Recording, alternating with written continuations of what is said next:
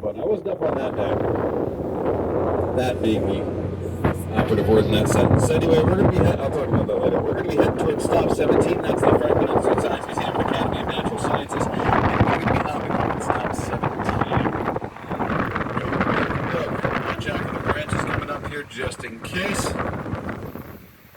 Now, when it comes to being a scientist, duck, back in the 16 and 1700s, what you have to remember is that for the most part, you're not exactly going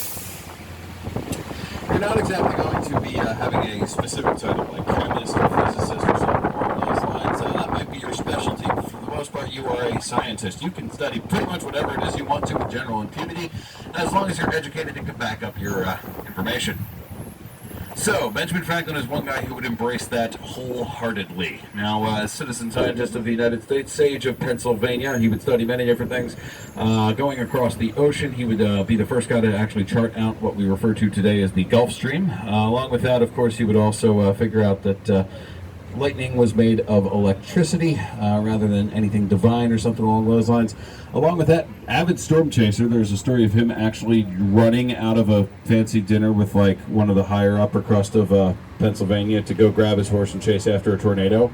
Along with that, let's see, invented bifocal lenses, invented a clean burning stove that we still use up until today, all that sort of stuff. So rest assured, the man had a lot of different interests. The museum reflects that by having tons of different exhibits on tons of different scientific fields, and it'll come up on our right and about. We'll be able to start seeing it up on our right and about a block here. Probably the most iconic exhibit in the Franklin Institute is one of the first in this building here, originally installed back in 1931, known as the Giant Heart. The Giant Heart is a giant anatomically correct heart, except for the stairs that you can take a walk through to see the path that your blood travels through your heart, all the while in your head, thanks to the speaker system inside, of course, hearing the entire time. Along with that, the building on the right here contains a giant Tesla coil in the center of the electricity exhibit that fires off every hour on the hour. If you have a pacemaker, don't be in there on the hour, it may mess with the device itself.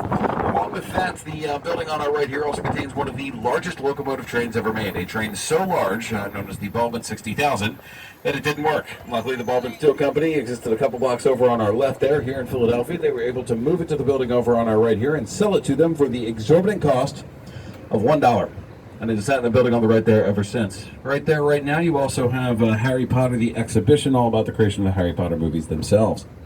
Now, the other museum around here, so we have the Moore College of Art up on our right there, and to the left of that, through that forest park up there, you have what is known as the Academy of Natural Sciences. It's a cool little natural history museum that exists here in town, full of all sorts of different stuff. You've got dinosaur statues, dinosaur skeletons, all sorts of other fossils. You've got stuffed and mounted North American animals.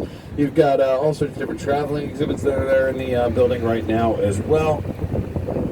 All sorts of different stuff all about natural history here in town. Anybody hopping here? Nobody up top. Okie doke. So next two stops we'll be heading towards are stops 18 and 19 a little bit here. Those are known as the Mutter Museum as well as Liberty One Plaza.